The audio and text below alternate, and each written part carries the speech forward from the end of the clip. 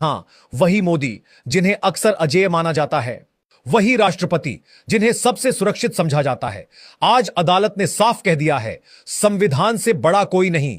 दोस्तों, सोचिए जरा, क्या आपने कभी ऐसा सोचा था कि सुप्रीम कोर्ट एक दिन प्रधानमंत्री और राष्ट्रपति को संविधान के सामने जवाबदेह ठहरा देगी और सिर्फ बातों तक ही नहीं बल्कि खुलेआम कड़क लहजे में यह संदेश देगी कि अगर प्रधानमंत्री या राष्ट्रपति कानून तोड़ेंगे तो उन्हें भी जेल जाना पड़ेगा, बिल्कुल आम नागरिकों की तरह, बिल्कुल वैसे ही जैसे हम सबको जाना पड़े।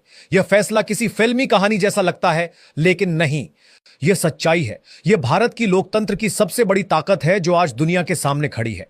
अदालत ने कहा है कि संविधान के सामने सब बराबर हैं, चाहे वह गांव का किसान हो, किसी शहर का मजदूर हो या फिर देश का सबसे ताकतवर प्रधानमंत्री और राष्ट्रपति ही क्यों ना हो। अदालत के सामने सबूत पेश किए गए, गवाहों ने गवाही दी, दस्तावेजों का अंबार लगा, महीनों तक सुनवाई हुई, दिन रात बहसें हुई और आखिरकार वह पल आया जब चीफ जस्टिस ने फैसला सुनाया। दोस्तों, फैसला सिर्फ एक कागज पर लिखा वाक्य नहीं था, बल्कि पूरे सिस्टम को झकझोर देने वाला था।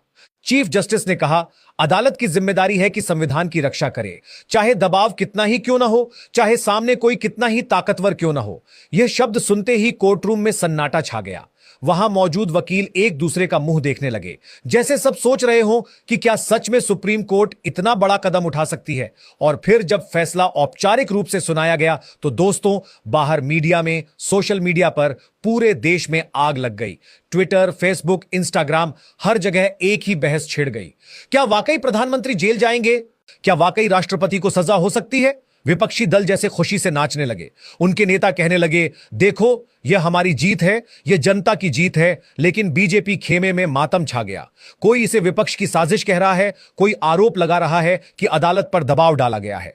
और इधर आरएसएस के प्रमुख मोहन भागवत ने भी चौंकाने वाला बयान दे दिया। उन्होंने कहा कि सोशल मीडिया पर तो लोग यह तक लिख रहे हैं कि आज ही भारत को असली आजादी मिली है। सोचिए जरा, एक अदालती फैसले ने पूरे देश में कैसी आग लगा दी है। कानूनी विशेषज्ञों का कहना है कि अदालत ने किसी को तुरंत जेल भेजने का आदेश नहीं दिया, लेकिन संदेश बिल्कुल साफ है। संदेश यह है कि अब देश में कोई भी कानून से ऊपर नहीं है। चाहे वह राष्ट्रपति हो या प्रधानमंत्री, सबको वही सजा भुगतनी होगी जो आम नागरिक भुगतता है। टीवी चैनलों पर डिबेट गर्म है। एंकर चिल्ला चिल्ला कर पूछ रहे हैं, क्या यह लोकतंत्र की जीत है या फिर राजनीति का नया खेल? दोस्तों, मैं आपको बता दूं, यह फैसला मामूली नहीं है। यह वह फैसला है जो भारत के इतिहास में हमेशा याद रखा जाएगा। आज अदालत ने साफ कर दिया है कि संविधान किसी का गुलाम नहीं है। बीजेपी के भीतर भी भूचाल आ गया है। मीटिंग पर मीटिंग हो रही है। रणनीति पर विचार हो रहा है कि जनता की राय को कैसे मोड़ा जाए, विपक्ष को कैसे रोका जाए।